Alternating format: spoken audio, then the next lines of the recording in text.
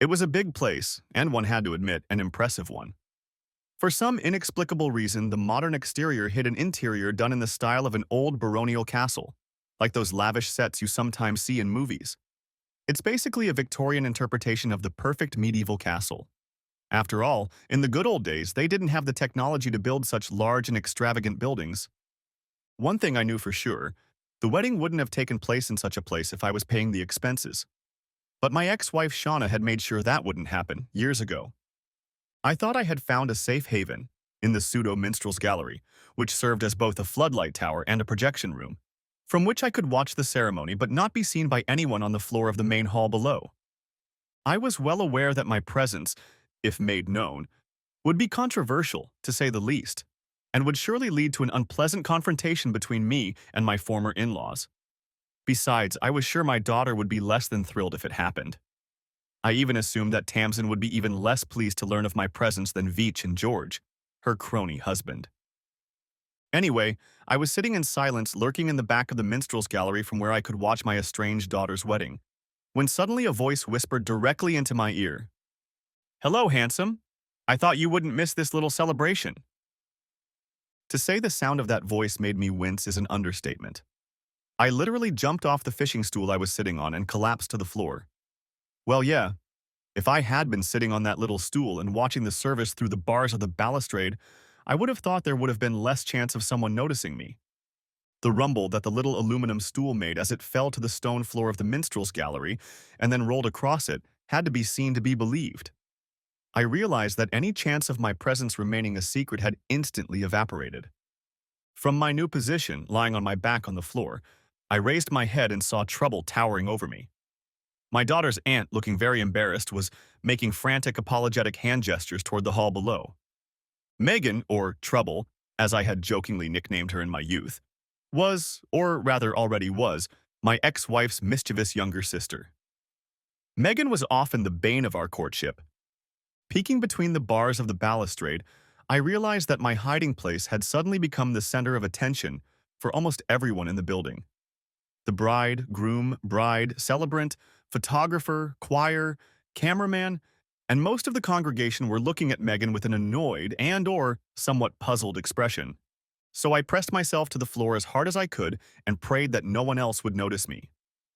Then Megan, signaling that the service was going on, picked up my little stool and delicately lowered her cute little tummy onto it. From my reclining position, I could no longer see the floor of the main hall, but I could almost hear what was going on downstairs and soon realized that the wedding service had resumed. I hoped that the incident had been written off as one of Megan's pranks. Megan's penchant for unusual behavior and surprises was legendary in our family, even when she was a child. "It's okay, you can watch now," Megan whispered. "I'm sorry, I didn't mean to make you jump, Billy." "You made me jump, woman. You almost gave me a heart attack." "Where did you learn to sneak around like that, Megan?" I whispered, maneuvering to watch what was happening below.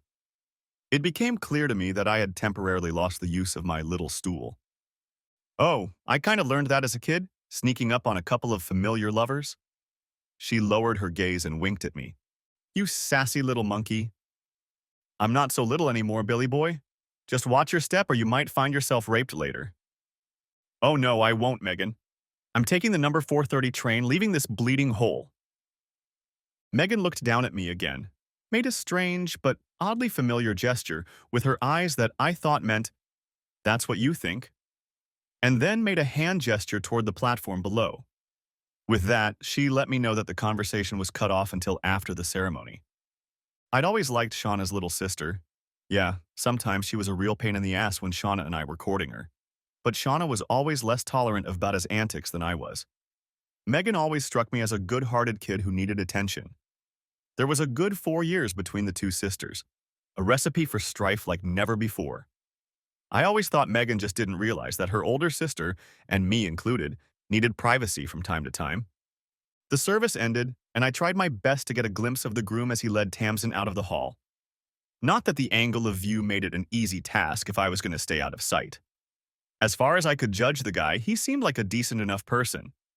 Thankfully, everyone was so focused on the bride and groom that I don't think anyone even glanced at the minstrel galley.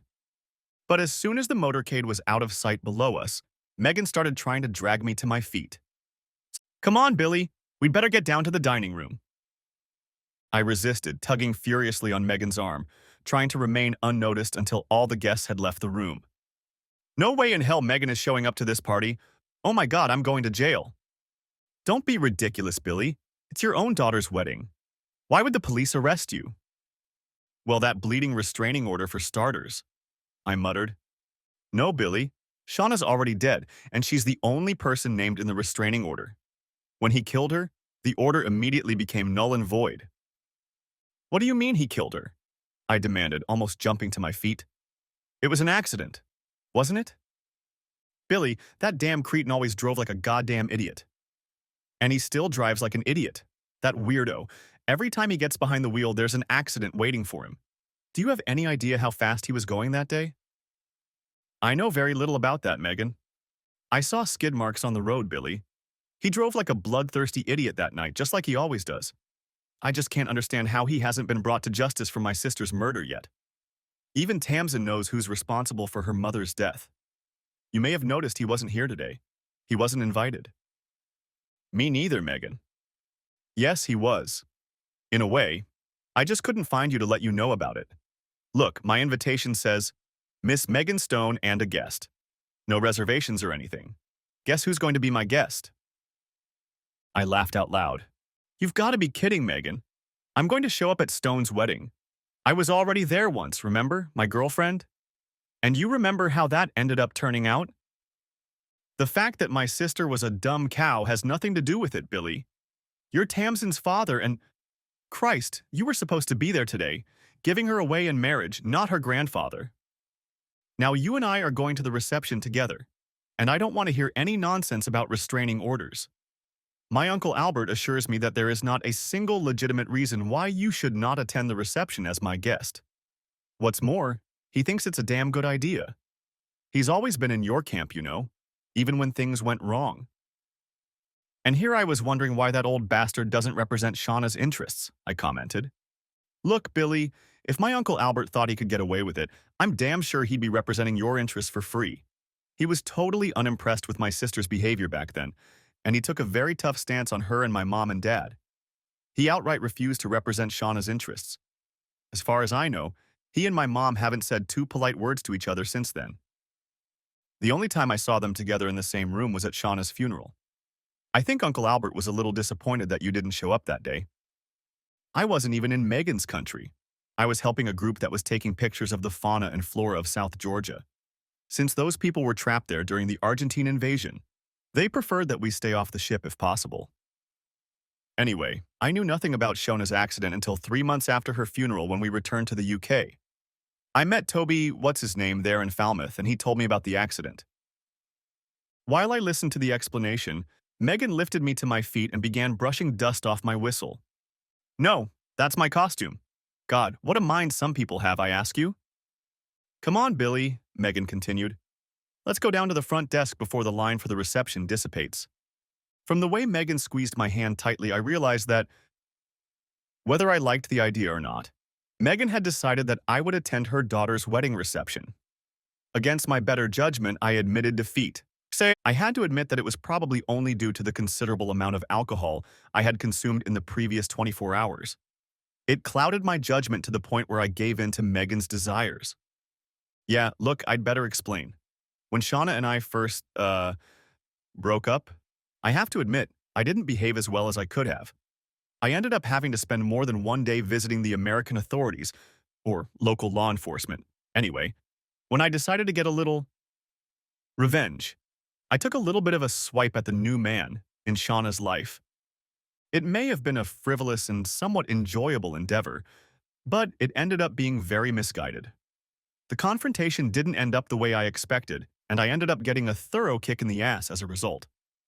Unfortunately, Shauna somehow got caught up in the mess, resulting in a visit to the nearest hospital emergency room, as the Yanks like to put it.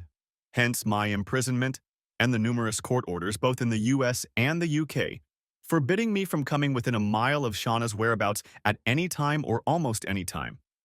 Be that as it may, I can assure the reader that I personally have never laid a finger on my unfaithful wife. To the best of my knowledge, not once. This statement, I'm sure, will become clearer to you later. Where was I? Oh yes. Anyway, after the trial, I became an ex-convict, as the Yanks like to call us, and was branded as a bully and wife-beater. And after the fight, I was unceremoniously stripped of my parental rights to our daughter Tamsin. Incidentally, almost all of this happened while I was still in an American prison. Not a pleasant experience, I assure you. In fact, at that point in my life, nothing was pleasant at all, and being labeled an ex-convict was not very conducive to my working career. Try getting a work visa to the United States with a record like that. However, none of that stopped Shauna, with the help of the British legal system, from demanding that I financially support Tamsin until the child turned 18. I'm not very proud of what I have to admit. After the system kicked my ass so effectively, I took solace in drinking for a while. However, I managed not to turn into a complete wreck or a hardened alcoholic. But that was probably due to inherited biological traits rather than some kind of mental impulse, if you know what I mean. However, I still needed something to help me face the day in the best possible way. Are you still in the movie industry, Billy? Megan asked, leading a somewhat unsure me. We were slowly making our way forward, up the stairs to the main lobby of the venue. No, not really, Megan, I replied. I guess you could say I'm in the transportation business now. Most of the time I work as a sailor on research vessels and the like, though I do take quite a few pictures. I think it's handy for them to have a backup or a second, experienced cameraman on board to help document what's going on. Sometimes I'm the only cameraman on board. So you've given up on Hollywood? Megan, I never worked for any of the big guys. The most I was capable of was being a second cameraman, and that was on some pretty mediocre third-rate movies. Unfortunately for me, my wife had much more success with directors and producers than I did. Shauna always wanted to be a star, Billy. You knew that even before you married her. Yeah, but I didn't realize how far she'd go to realize her dream. Hell, look at this pile. We found ourselves in the hotel lobby, which we had to walk through to get to the entrance to the hall where Tamsin's wedding reception was being held. The huge room was filled with guests patiently waiting their turn for the formal reception. I realized that the witch, Megan and Shauna's mother, had planned the show and made all the arrangements. The witch has an even bigger megalomania than my ex-wife. The witch planned and organized our weddings, even though they were not on the same scale as this celebration. And I should add that the witch and I never belonged to each other's respective fan clubs. Therefore, I assumed that my appearance at this reception might prove disastrously unsuccessful. Finding myself anonymously in the crowd stopped me from feeling so vulnerable, defenseless. Though more than one of our guests' relatives quickly joined the conversation recognizing me, probably from Shauna's wedding and my own a few years prior. I also knew I had a few allies, but they would be kept a closely guarded secret. The Stones were a pretty close-knit clan. Eventually, the crowd began to thin, and the witch finally spotted me from her seat a little further back from the receiving line. Her face instantly turned crimson, and for a moment I thought smoke was coming out of her ears. And though I protested, Megan dragged me through the entrance to the conference room and to the front of the reception line. Tamsin's new husband was stunned for a moment when Megan introduced him to the father of her fiancée. The poor guy didn't know what to do or say. I shook his very weak hand. Tamsin was just as stunned, if not more so. As I looked into her eyes, they got bigger and bigger, and I was afraid they were about to pop out of her skull. You know, I really think the guy had no idea who I was until he heard Aunt Megan inform her new spouse that I was Tamsin's father. For some inexplicable reason, I decided to say, "Hey baby, it's been a long time since I've had you on my lap," before taking her outstretched hand and kissing the back of it. Yes, I considered hugging Tamsin, but I was afraid she might faint if I did. Tamsin's response boiled down to B B B B B B B B B B B B B B but until Megan nudged me with her elbow. The next person who caught my eye was Vitch's buddy George. He recognized me and handled the situation pretty well. Well, that's what I thought. William, we weren't, well, this is an unexpected surprise. How did you? Billy is my visiting father. If he's going, I'm going, Megan commanded, sitting down next to me. I wondered if Megan had talked to Tamsin. It seemed to me that there just wasn't time for that. I wouldn't think that for a second, Megan.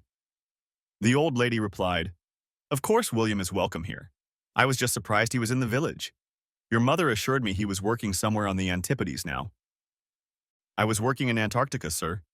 I have no idea why I addressed the bastard as sir. Probably habit. "My ship docked in New Zealand 5 weeks ago," I informed the old man. "You see, Megan, your mother has been trying to contact William. You got her message, I believe, William. Your mother told you she would contact William, Megan. You're very welcome here today, my boy." George shifted his gaze from me to Megan as he spoke. Whatever he said, I was sure there was no message. In the age of modern electronic communications, things are pretty good, only occasionally interrupted by extremely bad weather on coastal Bass.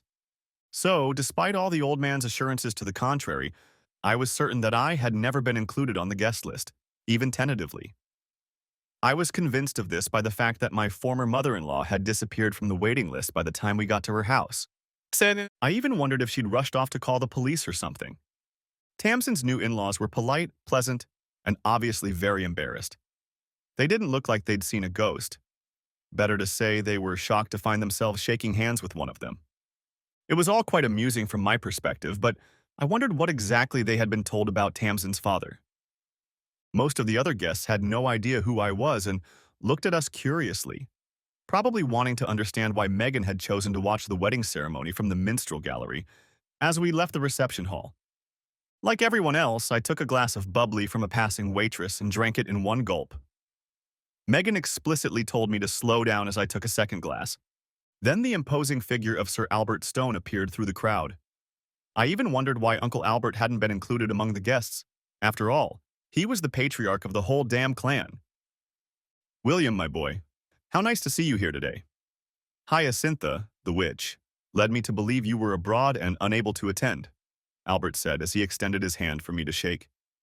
"I can't say I've always liked that old geezer. Megan's Uncle Albert is a barrister by vocation, and he always seemed too formal for my liking. In my youth, I had a natural dislike for his type, a dislike which has since been somewhat strengthened by my encounters with members of the legal profession. However, Megan had hinted that this old geezer had sided with me during the collapse of my marriage. As a result, I was forced to do a quick reevaluation of my feelings towards this character. "How do you do, sir?" I replied, shaking his hand. "Glad to meet you again." "Capital, capital." Albert grinned back. I'm not quite sure what the phrase capital, capital, capital is supposed to mean or imply, but I know from memory that it was Uncle Albert's usual response to almost everything he was told, provided everything went the way the old goofball wanted it to, that is, the way he wanted it to go. At this point, Tamsin appeared in front of me, her duties on the receiving line obviously done. In fact, completely oblivious to her manners, Tamsin rather rudely elbowed her way between Uncle Albert and me. The look on Tamsin's face I can only describe as an expression of utter disgust. "You don't have everyone at home here. What do you want to get, some kind of handout or something? Or do you just want to embarrass me?" Tamsin asked, though surprisingly quietly. I suppose I should point out that Tamsin's words and the way she said them were taken straight from the witch's repertoire. It wasn't my daughter speaking to me. It was Tamsin, who had been brainwashed by the witch since she was born. The realization disappointed me, but I didn't resent Tamsin's attitude toward me. It only confirmed that everything was as I'd suspected it would be. I shifted my gaze from my daughter to Albert and then to Megan standing beside me. "I told you this was a bad idea, Megan. I better go," I said and turned to leave. "No, wait a minute." "Young man?" Albert exclaimed, loud enough to get the attention of almost everyone standing nearby, and commanding enough to make me stop instantly. I turned around, wondering what the old man would say. "Tamsin, your father traveled almost halfway around the world to be here with you on this special day for you. The least you can do is be polite to him." In fact, Albert's statement is not true. I almost always spent the summer months in the UK. Most of my ship and natural history work took place in Antarctic waters. But there's not much going on there at this time of year. My daughter looked, well, I don't know exactly. Puzzled, I guess you could say. She shifted her gaze from me to my uncle, to everyone watching, and then back to me again. Then she said, "I'm sorry. Father, your unexpected presence took me by surprise. You have never shown any interest in my life." "And where did you get that idea, Tamsin?" Albert growled. I must tell you, young lady, that your father has watched your development very closely. He has risked arrest more than once to witness important events in your life. Isn't that right, young man? I'm sorry, sir, I started to reply, but Albert, unable to hold back, continued speaking. The prize distribution at that damn stupid expensive school your mother insisted on sending you to. I am reliably informed that your father attended every one of them. He was also at your graduation from the university. Damn it, girl, you walked past your father to get your diploma without even noticing him. He knew who you were, but you didn't recognize him. Don't forget your mother recognized him too, and that probably saved your father from a visit to the local justice of the peace. I didn't know you were there, Uncle Albert. Tasneem took a chance. I wasn't, Tamsin. At least not as regularly as I'd like. Your mother and I have had our differences. You know we have. But I have people who have been wary of your development all these years, and they might have recognized your father. And none of them could have accidentally broken your father's cover, could they? With your mother around, your father's presence was technically illegal. I would advise you, Tamsin, to smile sweetly and forget about your supposed disagreement with your father. I assure you, or rather, your father's reputation in your eyes, has always been a victim of circumstance, coupled with your late mother's extremely poor judgment. Let's have a family truce on this special day, shall we? By this time, my daughter was looking rather embarrassed.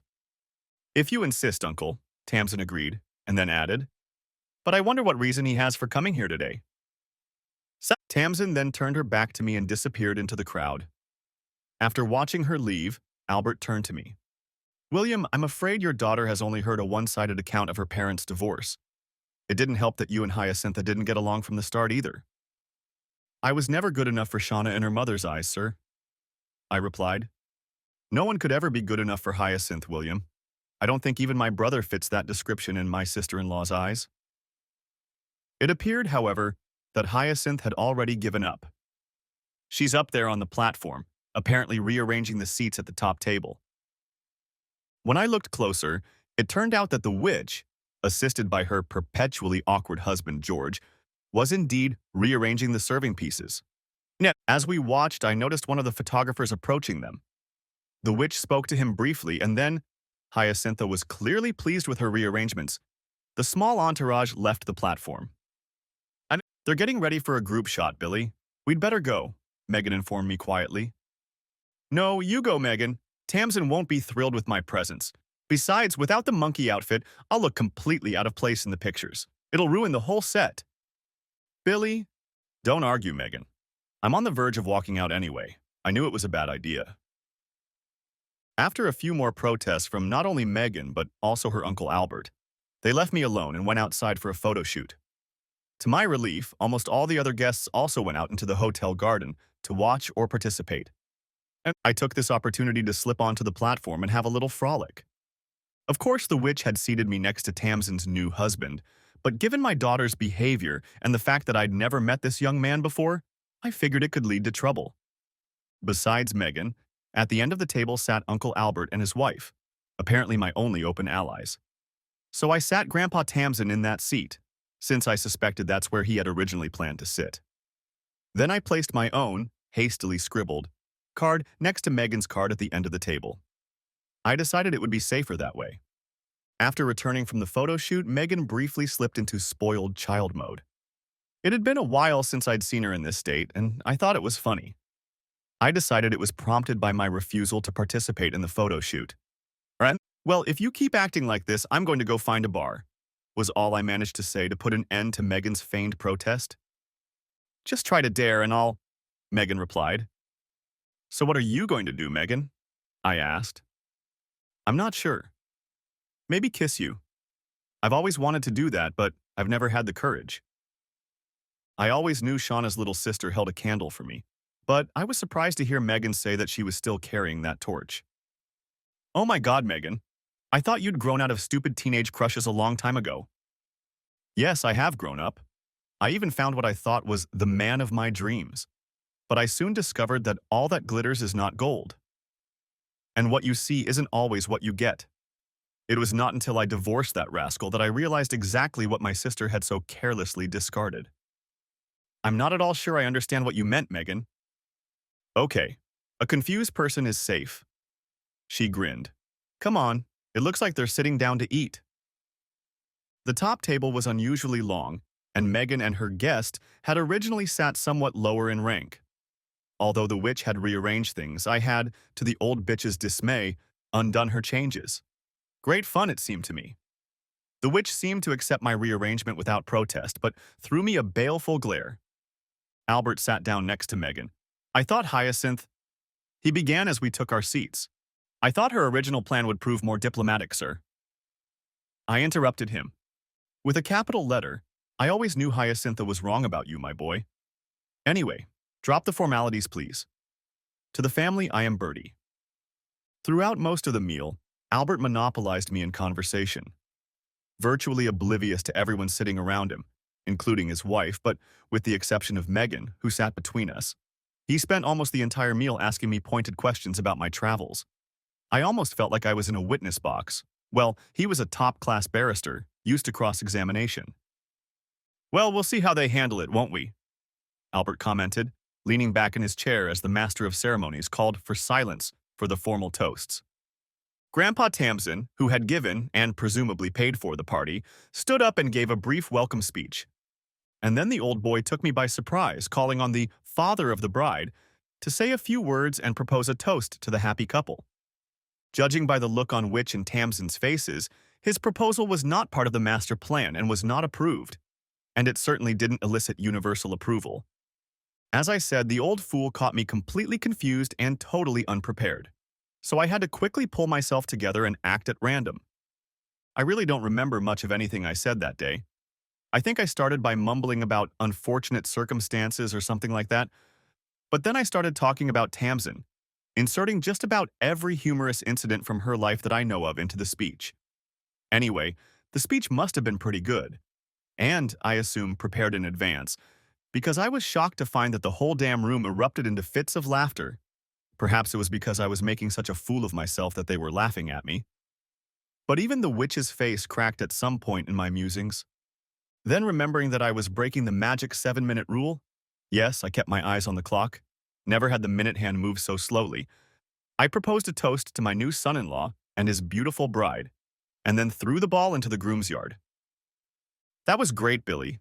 How long did you prepare that speech? Megan asked as I lowered myself into my seat. Was it good? I asked, not believing I had managed to pull it off. Capital, capital, capital, capital, my boy, Albert repeated. With turns like that, you could make a fortune in after-dinner speeches. Looking at the burly Albert, I realized that he knew what he was talking about when it came to after-dinner speeches, and I breathed a sigh of relief. I don't know exactly what happened afterward, but I do know that there seemed to be an endless circle of people jumping to their feet and reciting surprisingly long and often unintelligent dissertations. There were also toasts to all the Toms, Dicks, and Harrys you can think of, including the Queen. I'm not quite sure how she fit into the equation. Perhaps someone was trying to complete a seemingly endless cycle of mundane speeches. I noted that none of the speakers could match my own performance. Come along, my boy. I have selected and reserved a small corner, Albert said as people finally began to leave the dining room.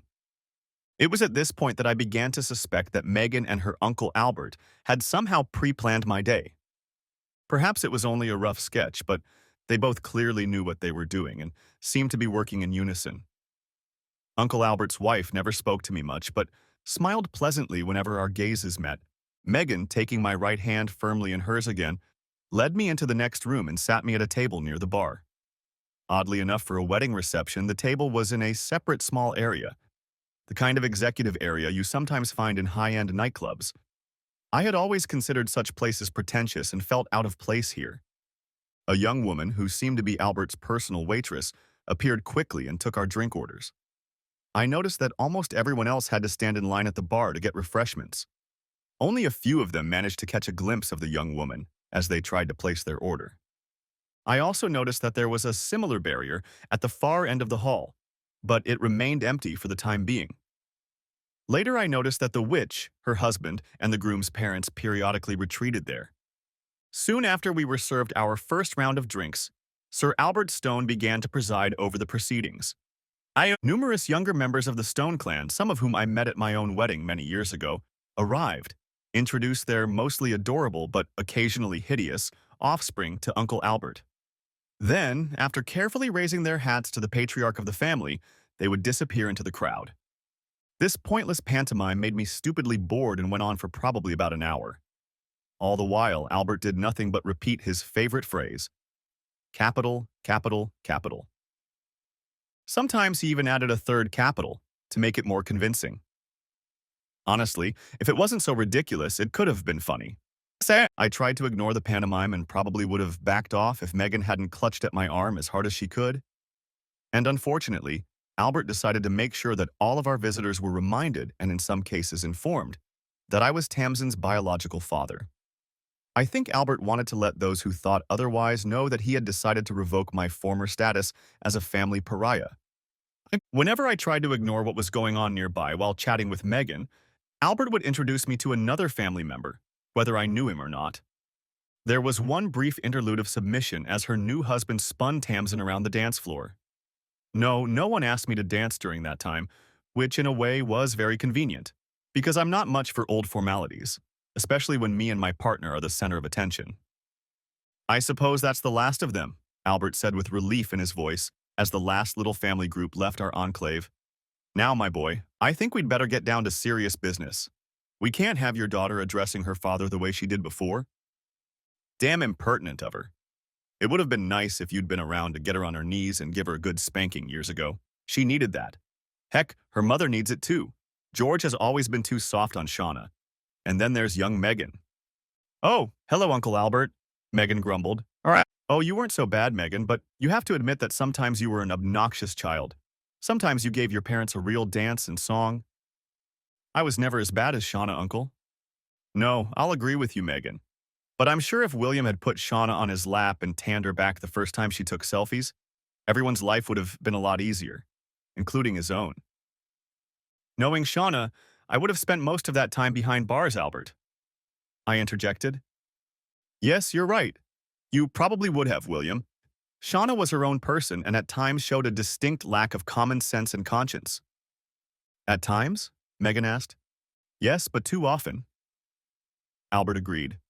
Be that as it may, young man, it's time to mend your relationship with your daughter. Albert gave a cursory wave of his hand, and our waitress appeared. He whispered something to her that I couldn't catch, and then she disappeared again. After a few minutes, Albert suddenly rose to his feet and ordered, Come on, you two. We can't do this in front of the whole world and his wife. It might get indecent. The large man then headed toward the main lobby. The crowd on the dance floor magically cleared a path in front of him. Megan, still clutching my right hand in an iron grip, led me behind him. I think I'd said before that this day felt like it had been pre-planned. That feeling was reinforced when Albert led me into another, much smaller and almost completely deserted, function room. I found it odd that the young fellow guarding the room, he removed the rope blocking the entrance as we approached, turned out to be the same hotel clerk to whom I had thrown a few shillings to gain access to the minstrel's gallery. It was furnished more like a lounge bar than a hall, but without the bar itself. But there were many large sofas, and on one of them, perched in a corner, sat 3 people, 2 men and a woman. For some reason, they looked out of place, and I realized that they were not part of the wedding party. For one thing, they weren't wearing white carnations, and in fact, even I managed to steal one before the service started. The woman. At first glance, I mistook her for one of the hotel office staff. She looked like a very efficient and damn attractive young receptionist. The 2 guys were a different breed altogether. They were well-dressed, but no frills, and one of them seemed disturbingly familiar. I thought I'd seen him before and maybe even talked to him, but I couldn't remember where or when. The second guy was a complete stranger to me, as was the young woman. Ignoring the 3 uninvited guests, Albert headed toward the round group of couches. No sooner had he positioned himself and indicated where Megan and I should sit than our waitress appeared with a tray laden with new alcoholic beverages. Uncle Albert? Don't ask me why I chose to address him as Uncle Albert. He's not my uncle. But, in this case, it felt right. If you don't loosen your drink, I'll be pie. Drunk as a skunk for the rest of the evening. William, drunks fall into several basic categories. The insulting arguer or debauchee, the tedious talkative drunk, the sleepy drunk, and the nicer, happier drunk. I know you are usually put in the latter category, Albert replied in an authoritative tone, and with a disconcerting smile on his face. I had to admit that Albert had correctly described my behavior when I was under the influence of excess alcohol. I no longer drink in excess ever. My wife wouldn't appreciate it if I did. But I was very curious as to how he could have known that fact. It's not like we revolve in similar circles or anything. Heck, I've never met this man more than 4 or 5 times in my entire life. You seem to know a lot about me, sir. Of course I do, young man. After everything that's happened, I feel obligated to keep an eye on you. If I could do nothing else, I would see to it that you don't get into any more trouble. I don't understand, sir. Enough formalities, William. I'm on your side. I've always been on your side. Didn't Megan assure you of that? I must have nodded, or something, because he continued. Capital. Bear with me a little longer, young man, and things will become clear to you. I hope so. I also hope that you will understand my situation and be able to find it in your heart to forgive me for not taking action sooner. There, you've completely confused me. Bertie? My answer brought a smile to the old man's face, but it didn't stay there for long. His gaze moved to the far end of the room. Following his gaze, I saw Veach and George enter the living room. They were quickly followed by Tamsin and her husband. All 4 of them were invited to sit on the neighboring couches across from us. Albert's gaze returned to the entrance to the living room. It was obvious that he expected someone else to join us. What is the meaning of all this, Bertie? Why did you call us here? We have guests, the witch demanded. Please calm down, Hyacintha. Without your intervention, I'm sure none of this would have been necessary. Shauna was a frivolous girl who made an honest mistake that she was willing to admit until you talked her out of it. I don't know what you're talking about. The witch began to rant, but her husband silenced her. Shut up, Hyacintha. Bertie is quite right, snapped at George. My God, Worms, I thought to myself. I never dreamed of this. At that moment, a man in a black suit and dog collar entered the living room. I recognized him as another prominent member of the Stone clan, a Roman Catholic priest named Father Connor, clearly of Irish descent. However, I was never able to find out his place in the Stone family tree. As far as I knew, all the other members of the Stone clan were strictly Catholic. Be that as it may, the man was always pleasant to me on the few occasions we met. I should add that, whether or not Father Connor held a different faith, he held the same patriarchal position in the family clan as Sir Albert Stone. However, as the crowd gathered in the main hall, I saw Father Connor diligently circumambulating all the family members a couple of times. Albert rose to his feet to greet Father Connor, and then the priest turned to me and shook my hand. I jumped to my feet as soon as Albert rose to his feet. I'm glad you decided to attend today, William. You did a fine job with the speech, young man. Your daughter was certainly surprised to learn that you know her life story so well. Father Connor cast a quick glance at Tamsin as he spoke. The daughter looked a little embarrassed. Thank you, Father. I hope you are doing well. Everything is as God intended, William.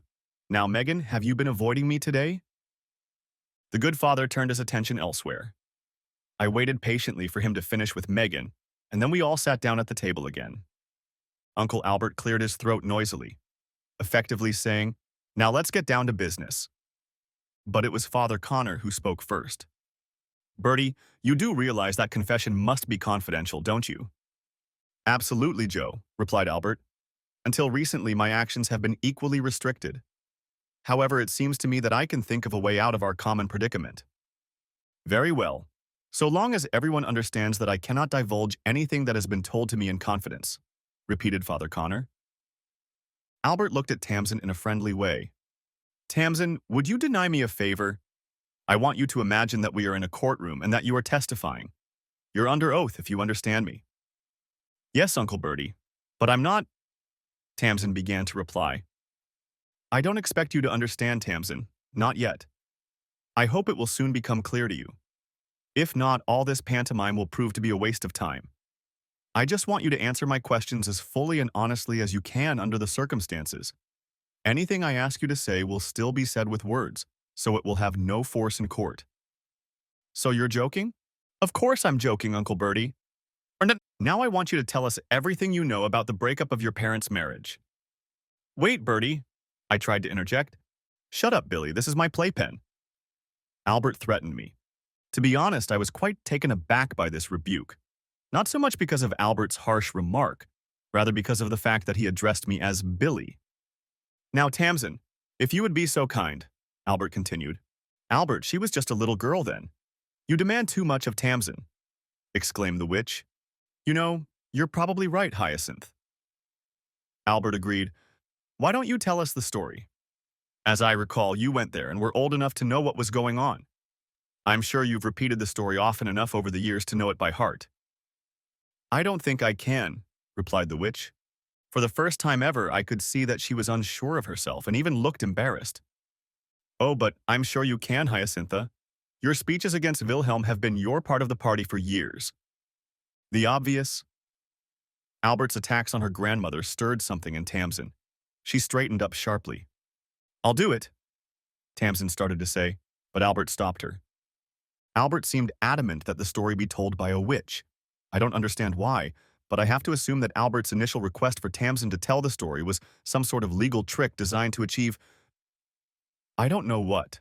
How legal brains work is often a mystery to us mere mortals.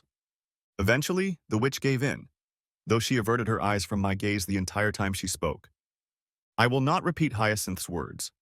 Some of what she recounted was completely out of chronological order, and even more had nothing to do with the actual events of the time, mother and daughter. Nevertheless, I will try to retell the main points of the story as it was told by the witch that day. The witch's diatribe. Shauna and William had already been in America for several months working on the movie. For Shauna, it was her first feature film, and William was working as an assistant cameraman or something. Larry Parker, the director of the movie, was very impressed with Shauna's acting ability and told me that she was about to become a big star. We thought it was going so well. When she called home, Shauna was very excited to have a big chance to be in the movie. However, when she had 18-month-old Tamsin with her, things got a little more complicated. Shauna told us that several girls on set were very responsive and looked after Tamsin when she was on set. But one night, everything changed. We got a call that William had gone out and gotten drunk to the point of unconsciousness. He had returned to the cabin he and Shauna shared, where she, with Larry's help, was rehearsing her lines for the next day's filming. For some inexplicable reason, William became enraged and lashed out at Shauna and poor Larry, breaking a chair leg. Fortunately, Larry managed to overpower William, knocking him out before he could kill them both. From what I understand, William was completely out of it. However, Larry couldn't stop William from breaking Shauna's cheekbone. Poor Larry had a hard time too because William gave him a very nasty black eye. The police, of course, brought an assault case against William, but I brought Tamsin back to my place in the UK before the case went to court. I know he was sent to prison, but I don't know for how long. And of course, after serving his sentence, he was deported back to the UK. After William beat her, Shauna divorced William. What else was the poor child to do? No woman should have to endure such treatment from her husband. Shauna was to get another, much bigger role in a movie that was to be filmed in Hollywood. Larry had arranged it. But her face never healed before filming began, and she lost that opportunity. William's rampage that night robbed Shauna of the chance to be the successful actress she should have been. The poor girl was so terrified of what William would do when he returned to the country that we were forced to get a court order forbidding him from going near her. As we all know, there have been several lawsuits over the years, but from that day to this day, we have not seen William outside the courtroom. The witch, looking quite pleased with herself, leaned back on the back of the couch, effectively announcing that the story was over. But I noticed that she still wasn't looking me in the eye. I was sure she couldn't have done that, as she was well aware that the story she had just told was neither a complete nor an accurate picture of the events that had taken place in the States that weekend. I didn't sit silently and listen to the witcher's dialogue as Albert wanted me to. Several times I had to object, adding or correcting details that the witcher either ignored or was unaware of. Megan, however, still clinging tightly to my right hand, seemed to sense every time I began to lose patience. She squeezed my hand, and almost at the same instant, apparently they were communicating somehow, her Uncle Albert signaled me to shut up. "You seem to be a very rowdy drunk, William," Albert remarked. Albert remarked, "I find that very hard to believe. It's also pretty strange that you've managed to stay out of jail. It must be 22 years now?" I nodded, confirming Albert's assessment. It's rather odd that I haven't gotten any reports of you losing control of your emotions while under the influence. For the information of those not in the know, William has been monitored by some aides for years. And for some time now, William has been, well, let's face it, a little aggressive. Be that as it may, I have a feeling that William's interpretation of events will have a slightly different connotation. Why don't you enlighten us as to what you think of that ill-fated weekend, William? I unhooked Megan from my arm and shifted slightly in my seat. I didn't want her to interrupt me or interfere with my thoughts. Moreover, I suddenly felt naked without the comforting feeling of Megan beside me. Then I looked directly at Tamsin, because she was the one I needed to understand. Seven. What your grandmother said was wrong from the beginning. A friend asked me to be the second cameraman on that movie. It was supposed to be an action movie set in a mountainous area. The second crew had to shoot all the long shots, often with stunt doubles instead of the main actors. That's always been my forte, long shots and phone work. They only paid for Shauna to fly to the States because I refused to fly without her. I saw it as a nice free vacation for Shauna. The crew rented a winter vacation complex of sorts. They probably got it on the cheap since the filming took place outside of the regular season. I didn't think for a minute that they would ask Sean to replace an actor who broke his leg on the first day of filming. Admittedly, they had to get a little creative to turn a small role into a female character. Shauna had already starred in several TV commercials, so she was in the right place at the right time. It was cheaper to use her than to find her and fly her on an airplane with another actor. Oh, they cut her skiing scene. One bitten, two shy, if you know what I mean. I had absolutely no idea what was going on behind my back, even though I knew Larry Parker was probably entertaining some naive girl on set. That's just the way Larry is. He was notorious in the industry for his antics. Besides, I considered Parker my friend and was wrong in thinking that friends don't seduce other friends' wives. We finished shooting on location that Friday. Everything else had to be shot at the studio. Shauna's character was not required for the shoot. It was a very small role. Anyway, on Friday afternoon, me and the rest of my crew had to pack up all the equipment so it was ready to be returned to the rental company. All technical equipment is rented on an as-needed basis. Overall, the packing process went better than planned and we packed everything up much faster than I expected. I got back to the cabin that Shauna and I shared around 5:30. I didn't think I'd be back there before 10 in the evening. But when I got there, it was empty. No loving wife, no sleeping baby. All I found was a note. This note. I pulled out my wallet and held out the tattered scrap of paper to Tamsin. Albert, however, took it from my hands. He slowly and very carefully unfolded the rest of the document. Then he read aloud the words scrawled on it. Billy, I'm going away with Larry. He loves me and is going to make me a big star in Hollywood. Please don't follow us and make a fuss. Shauna. Short and to the point. Albert commented. Go ahead, William. But I think we all understand where this is going. Shooting on location is over, you say? Yes, sir, finished. I replied. Then it turns out that Shauna is rehearsing lines for the next day's plot, doesn't it? But go on anyway, lad, let's get to the fun part. You only have his word for it, Witch shouted. How do you know he's not lying? Very true, Hyacinth. Albert agreed. Let's see if we can verify a few facts. Albert looked toward the three strangers. Reginald, would you be so kind? A man unfamiliar to me stood up and walked towards us, carrying a briefcase in his hands. Sir? He addressed Albert as soon as he came within a comfortable distance. Do you have copies of the script for this movie? Reginald answered nothing. He pulled a folder out of his briefcase and held it out to Albert. Albert didn't even bother to open the folder, just tossed it on the coffee table with the couches around it. If anyone wishes to dispute Willem's story, they will find that it is corroborated by the contents of this folder.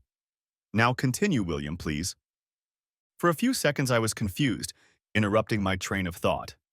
I had to literally calm my emotions before I could continue.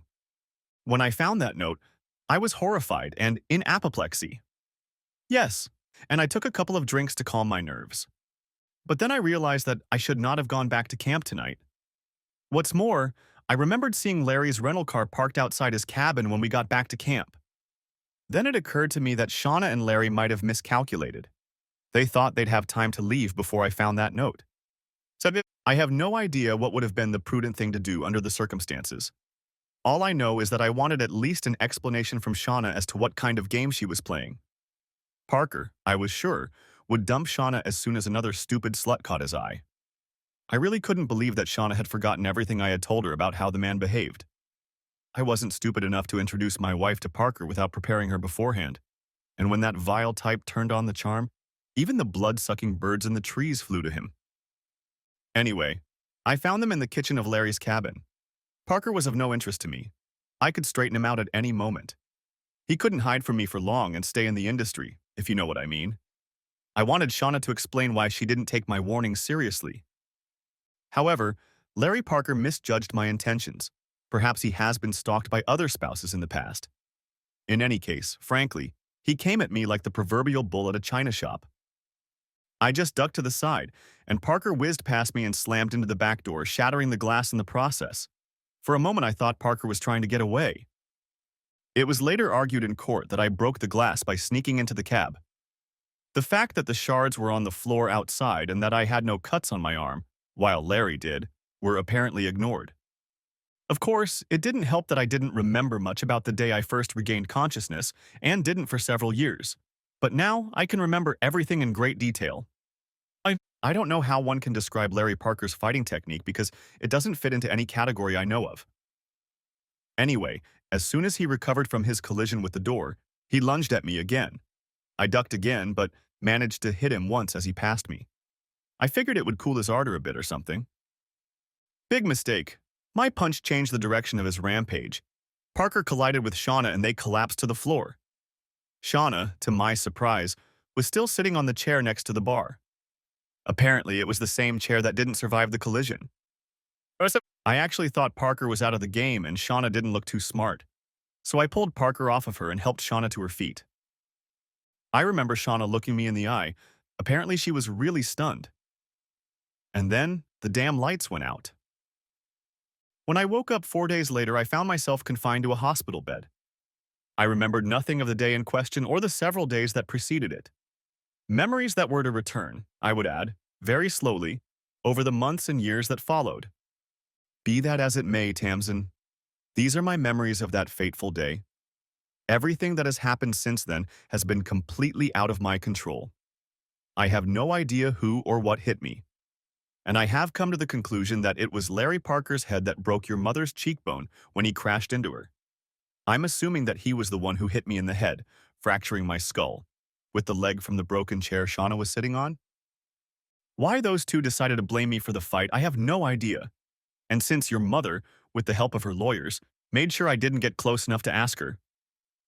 I learned that Larry Parker was found dead, from bullet wounds, in a motel room in Los Angeles while I was still enjoying the hospitality of the American legal system, so I couldn't ask him about it. I strongly suspect that Parker decided to sleep with the wrong spouse. Larry Parker seems to have discovered that some Yanks can be extremely possessive and quite vindictive. Plus, they can be very vigorous in their handling of firearms. I leaned back on the back of the couch, unable to add anything else lest I seem too vindictive toward my daughter's mother. Megan clutched at my right hand again and kissed my cheek in surprise. Tamsin sat staring at me in silence. It seemed like she was trying to look right into my brain. Suddenly, she shifted her gaze to Albert. You know what really happened, don't you, Uncle Albert? Mom told you, didn't she? Then Tamsin instantly shifted her penetrating gaze to Connor's father. She told you too. She did tell my child, but like your Uncle Albert, our hands were tied, Father Connor replied. We cannot divulge what has been told to us in the strictest secrecy. In my case, it is a confession. In Albert's case, attorney's privilege, Tasman's new husband added. It was then that I realized for the first time that this man spoke American. His mother and father were definitely not American. In the British legal system, we use a different term for it, young man. But essentially, it boils down to the same restriction of action, Albert assured him. Tamsin, I'm sure your mother wouldn't lie to you. The witch made her decision. Tamsin jumped to her feet and cast a hostile glare at her grandmother. She shifted so that she was looking her grandmother directly in the eyes. Me too, grandmother. But my mother never explained to me what happened back then. What I know, I learned elsewhere. Whenever I asked my mother about it, she always changed the subject or went off in another direction. Suddenly, Tamsin spun on her heels, walked across the room to where the three strangers were sitting, and turned to the man who seemed familiar. "I recognize you, don't I?" she demanded. "Yes, young lady, perhaps you will," replied the man. "Uncle Albert hinted that someone was watching over me, and I remembered seeing you more than once at my school. I'm also sure I saw you a few times in Bristol when I was at university." "That's possible, miss," the man agreed. "So, given that my uncle hinted that someone was watching my father too, and I know that Reginald and Shirley work in my Uncle Albert's London office, I suspect that you are the one who has been watching my father as much as I have. Am I right?" "As you should be, yes, miss, you are right," the man replied. "So who are you, a private investigator?" "I'm a retired police officer, miss. The one your uncle turns to when he requires my specialized services." Tamsin turned, looked me straight in the eye, and grinned. Then she turned to the man again. "I assume you have studied the events of that evening very carefully, ever in the past?" The man confirmed with a nod of his head that he had. "Then please tell me, do you consider my father an honest man? Has he not deceived us today?" "Not to my knowledge, miss," the man replied. "Thank you, officer. I'm sorry you didn't give your name." "Sergeant White is retired, miss. Yeoman to my friends." "Thank you, yeoman. Why Uncle Bertie didn't send you to tell me the truth, I don't understand." "I only do what is asked of me, miss."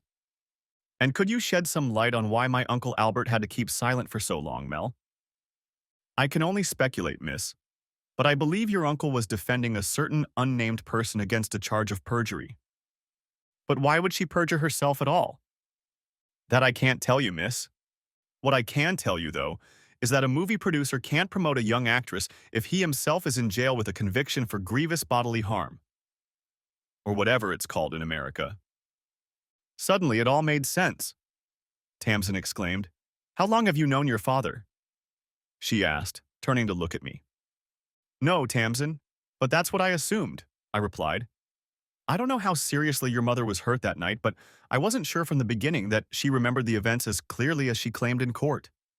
Perhaps Shauna repeated to the police the story Parker told her. Tamsin turned to Petty again. "May I invite you and your assistants to be my husbands and guests of honor for the rest of the evening?" she asked. All three of them thanked Tamsin, whereupon she literally pushed them out into the main hall. She then slowly walked across the hall to us, looking me straight in the eye. "Tamsin, the witch began, stepping closer. "Please don't talk to me right now, grandmother. I'm too angry and I might say something I'll regret later. Grandfather, if you would be so kind as to see your wife off and attend to your guests, Paul and I will be leaving soon." Without a word, George lifted the witch to her feet and led her down the road. Tamsin walked over and hugged Father Connor and then Uncle Albert. She didn't speak to them, just hugged them. Then she turned to Megan and to me. "May I take your mind off my father for a moment, Aunt Megan? I'd like to talk to him alone." She then turned to her husband. "Paul, Aunt Megan likes to dance." The boy understood, and so did Megan. As soon as they were out in the main hall, Tamsin and I, Tamsin ran me just as Megan had done all day, headed out into the hotel gardens. For a very long time Tamsin was silent, only holding my left hand tightly. But finally she asked, "How can I begin to apologize to you, Father?" Slightly embarrassed, I asked, "For what, baby?" She stopped and I turned to face her. "Well, I guess for the way I talked to you earlier. But I feel like I have a lot to apologize to you for. If I could just figure out exactly what for, I'd feel a lot happier. The truth is, kid, you're the one who should be apologizing. You and I are the victims. All we have to do now is make up for lost time." I replied, "You don't look very angry, Father." "I've had many years to realize that anger doesn't make things better, Tamsin. What it can do, though, is get you into very serious trouble. Believe me, I've been through it before." "But Grandma, your grandmother has never liked me, Tamsin, ever since your mother and I started courting." "But why? What did you do that upset her?" "I was born on the side your grandmother considers wrong, Tamsin, and I courted her daughter. Snobbery, plain and simple. Am I going to like my father looking over my shoulder?" "I hope so, little one, but I won't be able to be around all the time since most of my work involves Antarctica. I'm there most of the year." "Somehow, I don't think my Aunt Megan would like that. She seems to have a bit of a crush on you." What happened to her husband? I think she got married? I asked. Okay, that's not true. Megan hinted that she was married. I just wanted to get a little history without asking her. Tamsin chuckled. Oh yeah, that's right. He was a handsome guy too, but too skillful with his fists. What do you mean? They were arguing about something and he hit Megan. God, what did she do? Dad, do you remember Aunt Megan telling you how she was bullied at school? Yeah, that's right. I took her to the gym and taught her how to defend herself. Megan's ex-husband felt the effects of your instruction. He was taken away in an ambulance. Hell, was Megan hurt? Uncle Bertie's on the case. Her ex got 2 years probation. That's good to hear. I'd hate to be the cause of discord in Megan's life. She was a good kid. Do you like my Aunt Megan, Father? I can see she's partial to you. I always liked Megan, Tamsin, but she was your mother's younger sister, who was my fiancée and then wife, remember? Younger sister. You have to control your emotions under these circumstances. You said all that very much like Uncle Bertie, Father. Hell, Dad. That's what I said, and it wasn't as hard as I thought it would be. You're my daddy from now on, okay? I don't mind, baby. Tamsin wrapped her arms around my neck, pulled me to her, and kissed my cheek. I'll enjoy hearing my nickname Kiddo every time you say it, Daddy. But as I was saying, or rather tried to say, my mommy's dead, and so is my daddy, and so is Aunt Megan. Well, I always liked my Aunt Megan. Can I count on a sort of seal of approval, Tamsin? I asked. You bet, Daddy. You'll go for it. Don't jump to conclusions, Tamsin. Megan is recalling the character of her older brother, not her lover. The two are not necessarily interchangeable. Uncle Bertie has spoken again. Let's go back to the house. I want to brag about Daddy to all my friends. What about your new husband? Paul left me alone for 2 weeks on a cruise ship. He has nothing to complain about. We went back to the house and I was introduced to hundreds of young people.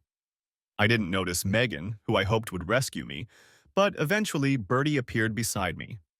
Tamsin looked a little reluctant, but eventually agreed that I could walk with Bertie. In fact, as I realized, Bertie needed a cover as he slipped outside for a cigar. Apparently, Bertie's very quiet wife does not approve of his smoking. We went out to the patio and Bertie lit a cigar. You do realize that I'm never going to get Shauna to sit on this, William, right? He said. Bertie, I may be a fool, but I'm not. She really was something special, wasn't she? Yes, she was. And she was terribly afraid of going to prison, especially an American prison. I wonder, she would have been jailed for perjury. She must have hit her head hard to break her cheekbone like that. In an English court, I doubt it. But in an American court, I don't imagine. Hyacinth scared Shauna that she was going to be sent to prison anyway. And Shauna witnessed your railroad trial. I read the transcript, William. It was small-town justice that left a lot to be desired. A decent appeal won't hurt you. Bertie, by the time I figured it all out, I should have been released anyway. An appeal would have forced Sean to go in the opposite direction, especially since Larry Parker was dead. You know better than anyone how some legal moguls look at things when they find out they've been cheated. Some bastard should pay. You're a sentimental fool, William. Hark, who's talking? I replied. Albert took one last puff of his cigar and crushed it against the balustrade. Don't say that to the Mem Sahib, William, or I'll be castrated. Now we'd better get back to the house before Megan goes on another rampage.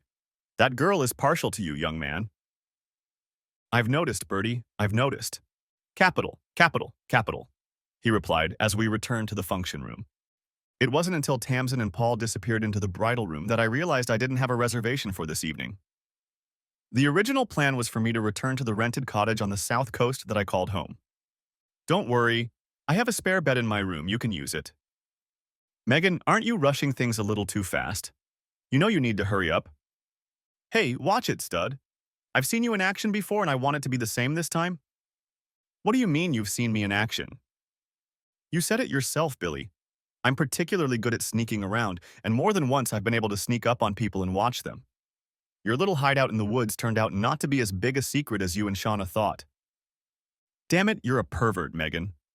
You want to see perversion? I'll show you perversion. Come to my room. When I opened my eyes, I saw Megan's smiling face. Come to your senses yet? She asked. Damn, girl, you don't do things by halves, do you? I only had one night I could be sure of, Billy.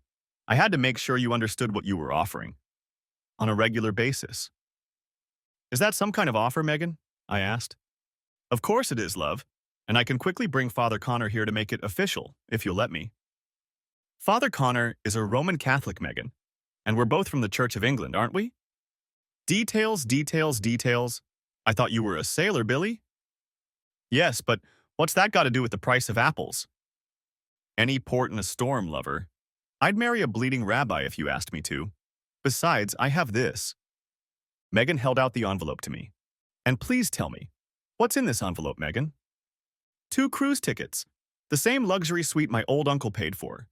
And it just so happens to be the same cruise where one man's daughter and her new husband will spend their honeymoon. Okay, you can date your daughter during the day and we'll have fun every night.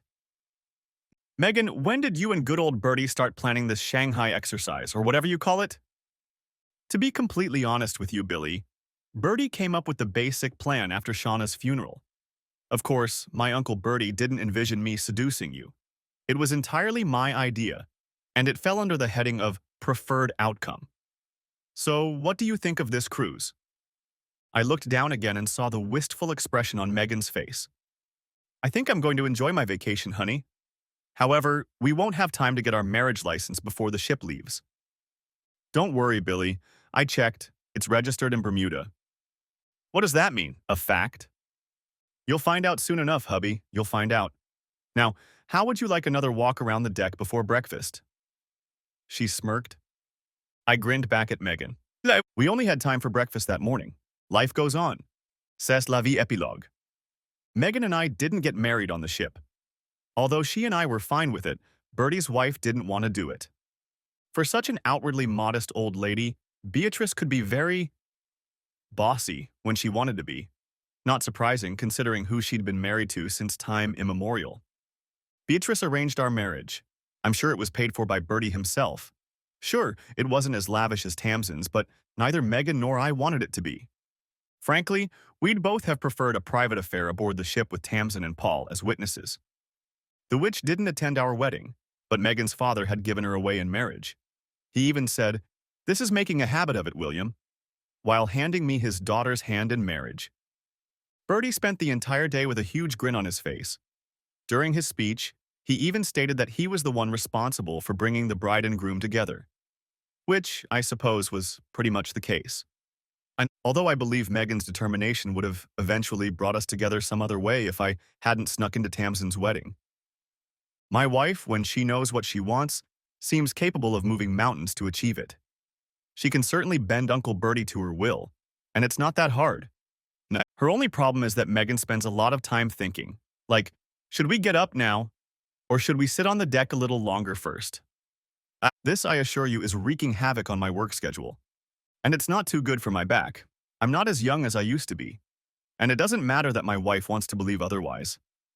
Yeah, but I don't work in the South Seas anymore. Bertie knew someone who was acquainted with someone whose brother is a commissioned producer, or something like that, in the BBC's wildlife department. I suddenly discovered that Megan's phone was flooded with offers for wildlife shoots, mostly in the UK, and all moderately lucrative. All in all, just what I needed. Megan and I decided that kids weren't a problem. We feel like with the Tamsin twins, we'll have enough to worry about. That's assuming she and Paul don't play football. We settled into a quaint little bungalow around the corner from Paul and Tamsin's house, a convenient distance to push the baby stroller, and Bertie was pushing Paul and me to the local golf club. Sunday mornings with the 4 of us became a regular occurrence. The 4th member of the club? George, of course. Now that he and the witch are no longer husband and wife, he has been elevated, or restored, to the position of second grandfather in my daughter's eyes. Bertie, of course, takes precedence. Well, since he's the patriarch of the family, what did you expect? Thanks for watching. I hope you enjoyed. Subscribe to my channel and stay tuned for the next videos.